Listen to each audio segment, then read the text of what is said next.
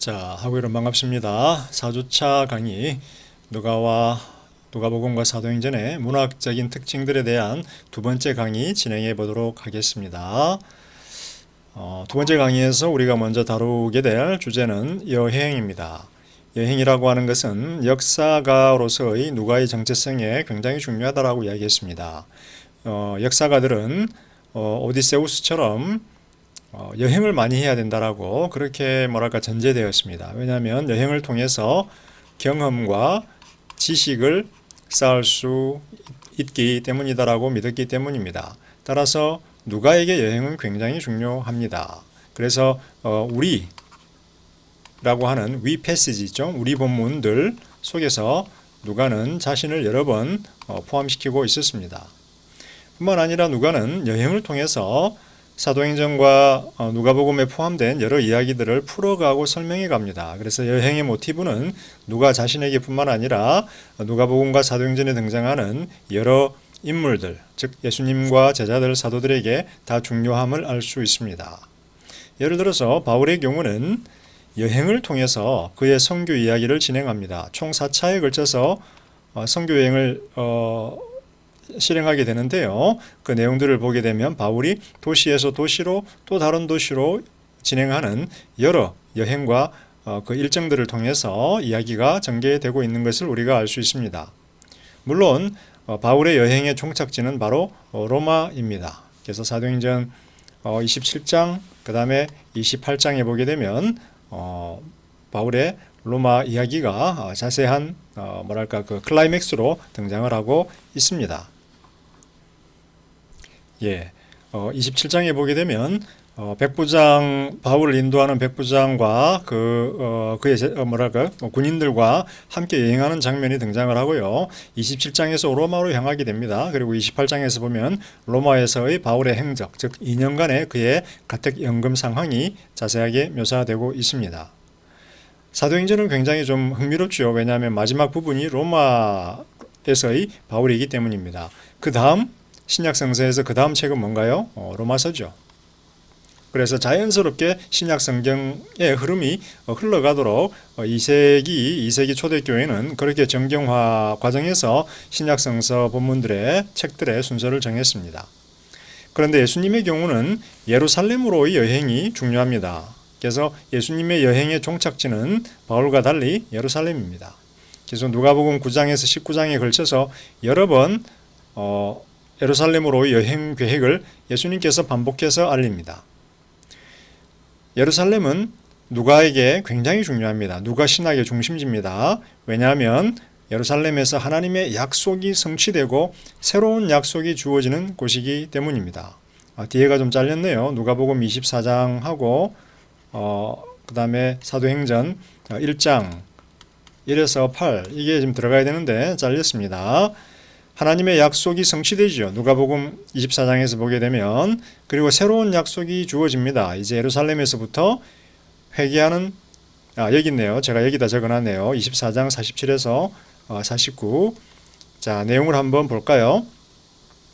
예수님께서 이렇게 이야기합니다. 또 그의 이름으로 죄사함을 받게 하는 회개가 예루살렘에서 시작하여 모든 족속에게 전파될 것이 기록되었으니 너희는 이 모든 일의 증인이라. 볼지어다 내가 내 아버지께서 약속하신 것을 너희에게 보내리니 너희는 위로부터 능력으로 입혀질 때까지 이 성에 머물라. 즉 이 성은 예루살렘이죠. 즉 누가복음 24, 47, 49절에서는 24장에서 예루살렘에서 예수님의 약속, 예수를 통한 하나님의 약속이 완전히 성취되었고 이제 새로운 약속, 만민에게 모든 족속에게 죄사함을 받게 하는 회개가 전파되어야 할 새로운 약속이 주어지고 있다라는 겁니다. 그래서 예루살렘은 예수님의 사역의 종착지로서 누가 신학의 중심지이다라는 겁니다. 이제 예루살렘에서부터 시작해서 유대 땅과 사마리아와 온 땅 끝까지 복음이 전파되는데 그 최종적인 종착지는 로마이고 그 사역을 감당하는 사람은 바울로 그렇게 묘사가 됩니다. 여행 모티브는 누가에게 굉장히 중요합니다. 병렬 구조, 앞에서도 한번 언급되었지만 병렬 구조는 누가의 책, 누가복음과 사도행전 이 두 가지의 어떤 그런 일관성 내지는 연결성을 굉장히 강조해 줍니다. 누가는 종종 사건들 혹은 인물들을 매칭합니다. 예를 들면 성령이 임하는 장면을 보게 되면 누가복음의 마리아와 제자들, 마리아가 엘리사벳을 방문하면서 갑자기 이제 영감을 받게 되죠. 그때 성령이 마리아에게 임합니다. 또 제자들에게도 성령이 임하지요. 오순절날 그리고 그 전에 능력으로 임하지요. 그래서 이렇게 성령이 임함의 사건이 마리아와 제자들에게 동시에 시작부터 이렇게 매칭이 되고 있습니다. 안전뱅이를 일으키는 기적이 있는데요. 예수님이 누가복음 5장에서 그 기적을 일으킵니다. 예수의 영을 갑절로 받지요. 바울과 베드로와 사도들이. 그래서 사도행전 3장에서는 베드로가, 14장에서는 바울이 동일한 안전뱅이 일으키는 기적을 행하게 됩니다. 예수님과 동일한 기적을 행하게 되는 거예요. 동일한 영을 받았기 때문에. 그 다음 베드로와 바울이 위협을 경험하고 탈출하지요. 감옥에 갇힙니다. 사도행전 8, 19, 12, 16에 보게 되면 베드로도 감옥에 갇혔다가 풀려나게 되고요. 바울도 감옥에 갇혔다가 풀려나게 되고 동일한 유사한 경험들이 반복됩니다. 그 다음에 스데반의 순교와 예수의 처형 장면이 등장하는데요. 누가복음 22장 그리고 사도행전 6장에 보면 각각 예수와 스데반의 순교가 등장하는데 스토리 라인이 비슷합니다. 예수님도 무고한 자로 고난을 받았고요. 스데반도 의로운 자로 순교를 당했습니다. 그러나 예수와 마찬가지로 스데반도 저들의 죄를 그들에게 돌리지 마십시오라고 하면서 그 순교, 처형을 묵묵히 받아들입니다. 그 다음에 예수님이 고난받았듯이 바울도 수많은 고난을 받아들이지요. 그리고 예수님이 예루살렘에서 묶여서 최종적인 어떤 그런 하나님의 사역의 목적지에 신학적인 목적지에 도달하고 하나님의 사역을 완성하는 것처럼 바울도 마찬가지로 예루살렘에서 묶입니다. 3차 선교여행 마지막에. 그리고 나서 예루살렘에서 묶인 상태에서 이제 로마로 압송이 돼 갑니다. 그리고 로마에서 최종적인 바울을 통한 하나님의 사역이 완성됩니다. 그래서 동일한 사건들 혹은 인물들이 유사한 사건들 혹은 인물들이 병렬 구조 속에서 연결이 되고 있다. 누가는 누가복음과 사도행전에서 여러 이야기들을 함께 묶어 연결하고 또 여러 사람들을 혹은 사건들을 함께 묶어 연결함으로써 누가복음과 사도행전 전체를 하나로 연결합니다. 그래서 굉장히 타이트하게 누가복음과 사도행전을 하나로 묶어주고 있는 것을 알 수 있습니다. 또 한편으로는 누가복음을 통해서 사도행전을 설명하고 사도행전을 통해서 또 누가복음을 설명하는 그런 순환 구조를 병렬 구조를 통해서 보여주고 있습니다. 자, 이번에 세 번째로 문학적인 구조에 대해서 한번 살펴보도록 하겠습니다. 이미 앞에서도 이야기했듯이 여행하는 중에 지형은 굉장히 중요한 의미가 있습니다. 누가에게 여행도 중요하지만 어디로 여행하느냐가 굉장히 중요한데요. 지형 중에서는 특히 예루살렘이 타의 추종을 불허합니다. 누가복음과 사도행전 전체 이야기의 중심은 예루살렘입니다. 그래서 누가복음의 경우는 예루살렘을 향하여 갑니다. 자, 아기 예수와 성전 이야기가 등장을 하는데요. 정결 예식을 위하여 예수가 성전으로 갑니다. 누가복음 2장 22절. 요거는 마태, 마가, 요한복음에 등장하지 않습니다. 성전으로 가는 거예요. 아기 예수가. 12살 때 어린이 예수가 또 성전으로 갑니다. 12살 때. 요 이야기도 다른 복음서에는 등장하지 않아요. 그리고 예수님의 시험 세 가지 중에서 마지막은 예루살렘 성전에서 뛰어내리는 겁니다. 마태의 경우는 이게 두 번째 시험이죠. 그러나 누가는 이것을 세 번째 시험으로 놓습니다. 왜? 예루살렘 성전이 신학적으로 핵심적인 사건이기 때문에. 그리고 변화산상 중에 누가 나타나죠?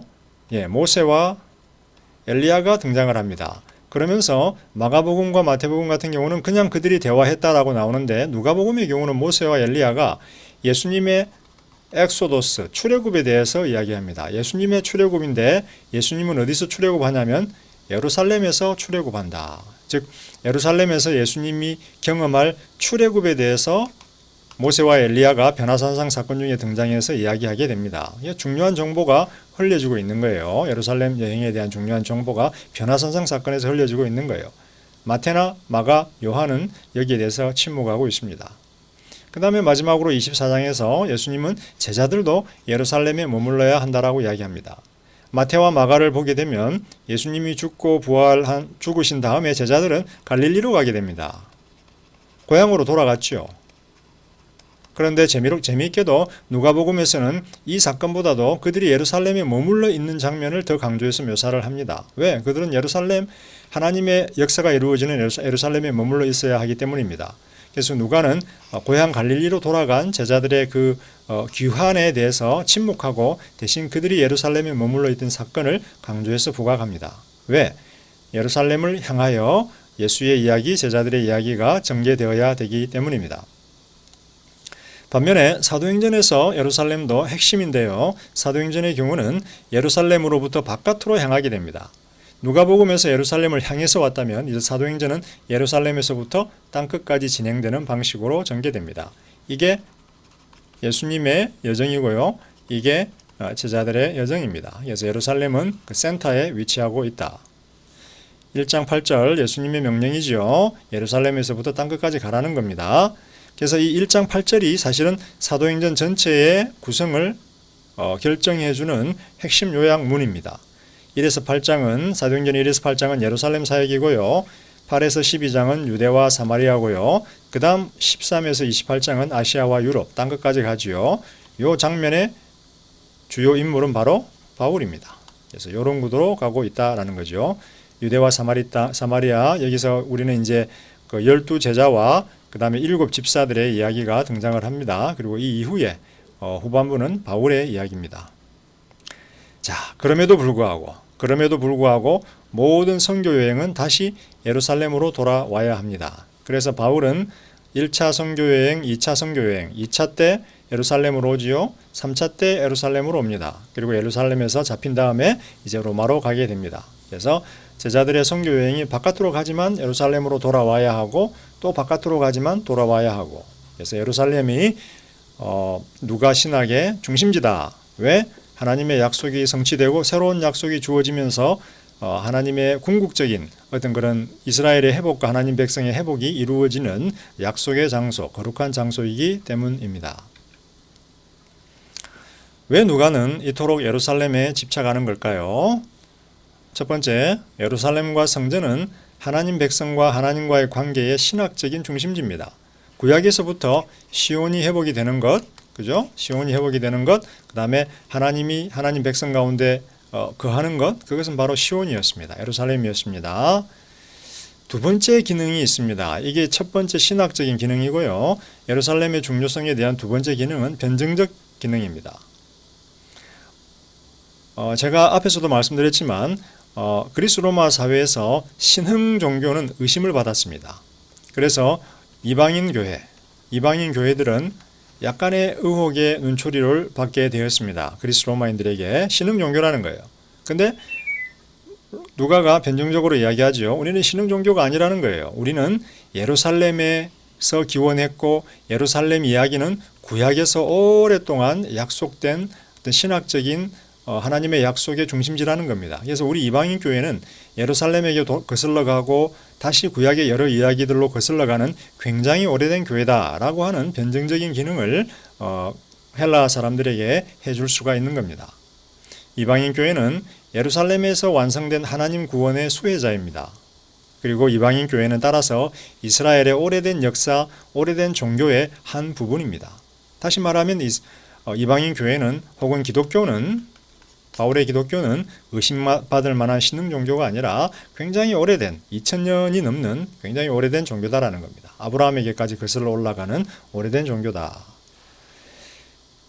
예루살렘의 전경이 보이는 현대 예루살렘의 전경이 보이는 사진입니다. 그죠? 여기 성전이 보이고요. 모스크인가요? 성전인가요? 아니면 뭐 팔각모 해병대 팔각형이에요.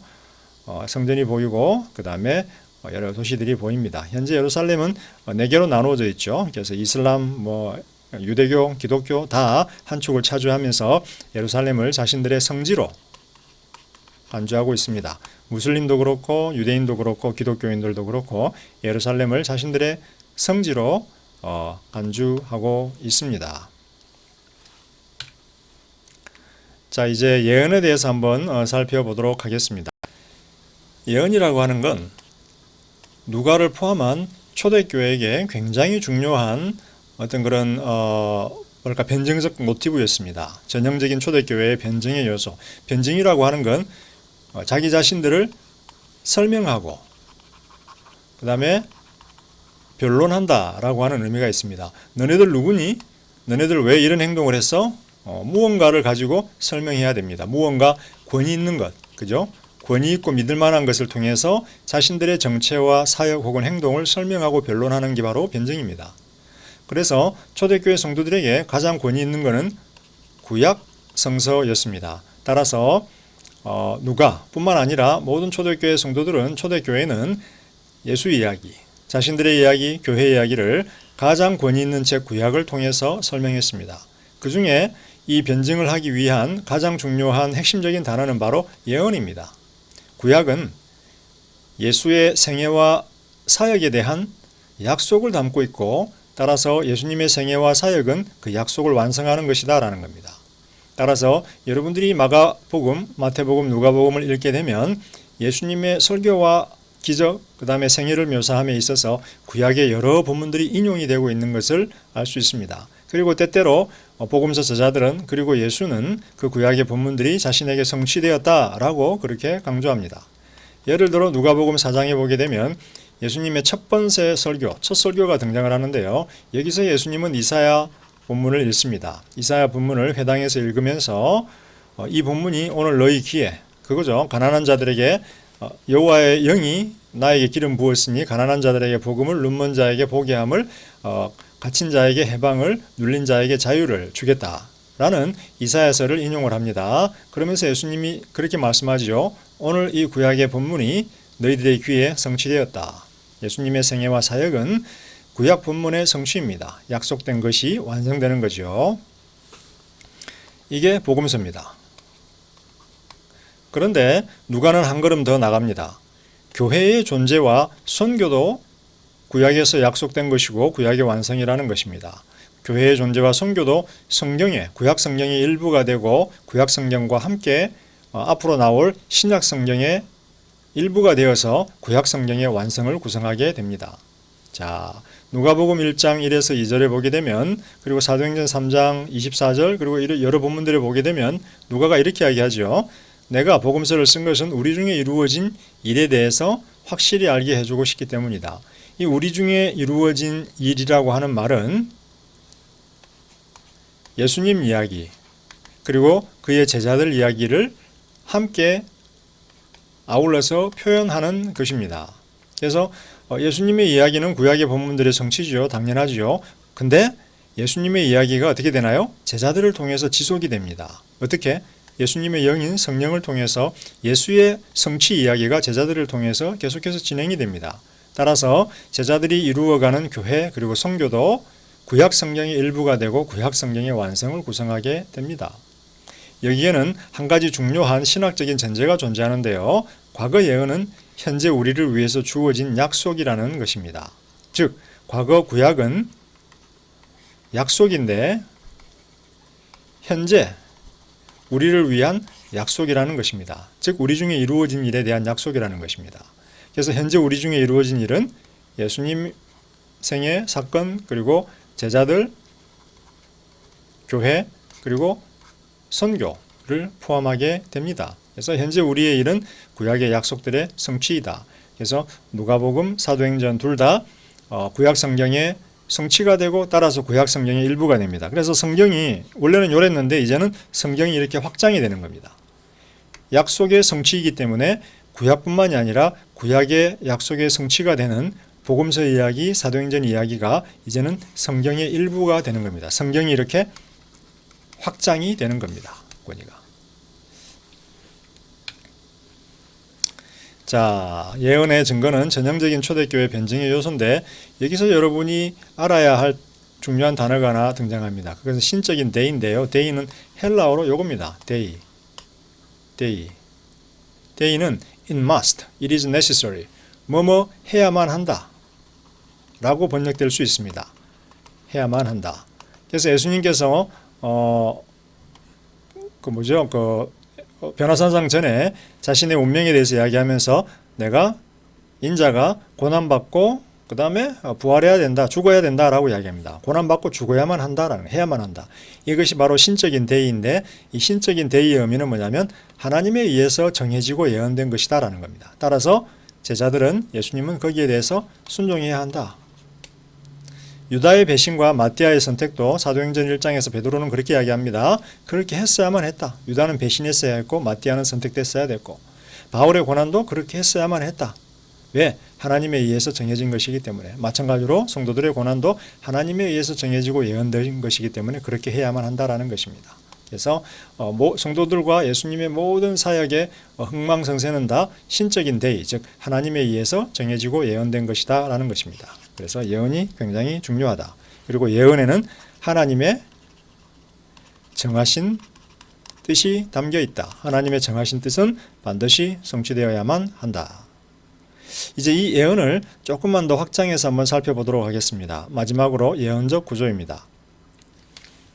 누가복음과 사도행전, 누가복음은 과거 구약의 약속들의 성취입니다. 그래서 구약이 있고 누가가 있는데 약속들의 성취입니다. 그런데 누가복음에서 이루어진 하나님의 약속의 성취는 누가복음에서 끝나지 않고 사도행전으로 계속해서 그 성취가 진행이 됩니다. 사도행전은 복음서의 이야기를 계속해서 진행하고 확증합니다. 따라서 사도행전은 누가복음의 가장 권위 있는 해석으로 기능을 합니다. 여기서 누가복음에서 예수님의 새로운 약속이 주어집니다. 구약에는 옛 약속이 있었고요. 누가복음에서는 예수님의 새로운 약속이 주어지는데, 예수님은 구약의 성취지요. 그 다음에 사도행전은 이 새 약속의 또 성취가 됩니다. 그래서 이중적인, 여기서 보면 2단계 예언적 모델입니다. 2단계 혹은 이중적. 1단계로 누가복음은 구약을 성취하죠. 그 다음에 누가복음의 새로운 약속이 주어지는데 사도행전에서 이 새로운 약속이 또 성취됩니다. 그래서 2단계에 걸친 약속의 성취, 즉 2단계 예언적 모델에 근거한 누가와 사도행전의 이중적인 구조라는 겁니다. 자, 여기서 중요한 개념이 등장하죠. 성서적인 권위가 구약에서 예수에게로, 그 다음에 구약에서 예수에게로, 예수에서 복음서로, 그리고 복음서에서 사도행전으로 성서적인 권위가 이렇게 전이되고 있습니다. 이 전이를 통해서 성서가, 과거에는 구약만 있었는데 이제는 복음서와 사도행전까지를 포함하는 어떤 성서적인 확장, 성서적 권위의 확장 내지는 성서의 확장이 이루어지고 있음을 알 수 있습니다. 자, 또 다른 개념 하나를 마지막으로 여러분들에게 설명을 하도록 하겠습니다. 선지자로서의 사도들, 사도들을 묘사함에 있어서 누가는 마치 과거의 선지자들처럼 사도들을 묘사합니다. 자, 성령이 부어지지요. 성령은 선지자의 영이라고 유대인들에 의해서 불리기도 했습니다. 선지자의 영은 말씀을 선포하게 하고 거기에 기적과 능력으로 동행합니다. 그래서 사도들이 성령, 선지자의 영을 받고 선포하고 기적을 행합니다. 그런데 성령은 사도들의 선교와 행적을 지도하고 명령합니다. 구약에는 존재하지 않는 개념인데요. 신약에 오게 되면 이제 성령의 인격성이 등장을 합니다. 구약에서는 성령은 그냥 능력이었어요. 하나님의 능력. 근데 이제 신약으로 오게 되면, 사도행전으로 오게 되면 성령님의 목소리, 그 다음에 의지가 표현됩니다. 그죠? 성령의 인격성. 특별히 사도행전 12장 1에서 4절에 보게 되면 안디옥 교회에서 제자들이 금식할 때 성령께서 나를 위하여 바울과 바나바를 지도자로 세우라라고 이야기를 합니다. 그래서 성령의 음성이, 목소리가 분명하게 들린다라는 겁니다.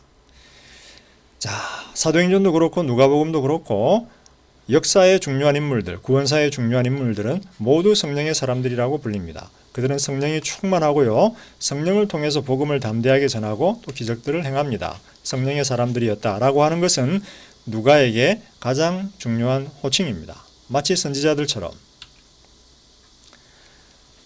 자, 예수님 이야기를 합니다. 모세와 같은 선지자. 신명기 8장 15절에 보게 되면 모세와 같은 선지자를, 모세가 이야기하죠. 유언을 하면서 나와 같은 선지자를 하나님이 일으키실 것이다. 그래서 모세와 같은 선지자는 종말의 선지자입니다. 하나님이 일으키실 것이다 라는 겁니다. 그런데 이 단어가 예수님에게 적용이 됩니다. 베드로가 이야기하죠. 하나님이 예수를 죽음에서 일으키셨다. 그 다음에 사도행전 3장에서 또 이야기하죠. 베드로가 예수를 모세와 같은 선지자로 일으키셨다. 즉 예수가 바로 그 종말의 선지자이다라는 겁니다. 그런데 여기서 재밌는 것은 초대교회 성도들에게 모세와 같은 선지자라고 하는 메시아적 호칭은 그 로우 크리스탈러지, 높은 하이 크리스탈러지가 아니라 기독론이 고기독론이 있고 저기독론이 있거든요. 하이, 로. 고기독론이 아니라 저기독론에 속하는 거였어요. 왜? 예수님은 제자들에게 하나님의 아들이거든요. 신적인 존재예요. 신. 하나님 같은 존재예요. 그래서 단순히 선지자였다라고 하는 호칭은 불충분입니다. 그런데 유대인들의 관점에서 보면 유대인들에게 최고의 영웅은 모세예요. 따라서 모세와 같은 선지자라고 하는 것은 유대인들에게 최고의 어떤 그런 메시아적 인물입니다. 그래서 우리 크리스찬들에게 혹은 이방인 교회들에게 모세와 같은 선지자였다, 예수가 라는 호칭은 다소 좀 저기독론적인 것이지만 유대인들 혹은 유대인 출신 제자들에게는 이것이 굉장히 높은 어떤 그런 호칭이었다라는 겁니다. 모세가 굉장히 중요합니다. 누가복음과 사도행전에서 상세한 설명은 추후에 대면으로 혹은 다음 강의에서 하도록 하고, 여기서는 간략하게 한 가지 점만 여러분들에게 강조하겠습니다. 모세 인생에 세 단계가 있죠. 첫 번째, 그가 40세가 되었을 때 옵니다. 그런데 거절당하지요. 40년을 광야에서 보낸 다음에 능력 있게 세워집니다. 그리고 두 번째 옵니다. 그런데 제자들이 이스라엘 사람들에 의해서 거절되었습니다. 예수님도 첫 번째 보냄을 받습니다. 거절당하지요. 부활 후 높아집니다. 그 다음 두 번째 보내지고 거절당합니다. 어떻게 해요? 성령으로 채워진 그의 제자들을 통해서 예수님이 두 번째 방문을 하지만 제자들을 거절합니다. 유대인들의 거절이지요. 그런데 문제는 이 두 번째 거절은 하나님의 백성으로부터의 분리를 의미합니다. 3세번은 없습니다. 첫 번째 보내줬고 거절했죠. 두 번째 보내줬는데 영접해야만 합니다. 영접하지 않으면 두 번째 거절은 곧 하나님의 백성으로부터의 분리를 의미합니다. 엄격한 메시지가 그 안에 담겨 있습니다. 이번 시간에는 누가복음과 사도행전의 문학적 특징들에 대한 강의를 진행했습니다. 다음 시간에는 5주차 강의 주제인 누가가 보는 하나님의 구원사에 대해서 한번 상세히 논의해 보도록 하겠습니다. 여러분 두 번째 강의도 유익했기를 바라고요. 다음 강의에서 찾아뵙도록 하겠습니다. 감사합니다.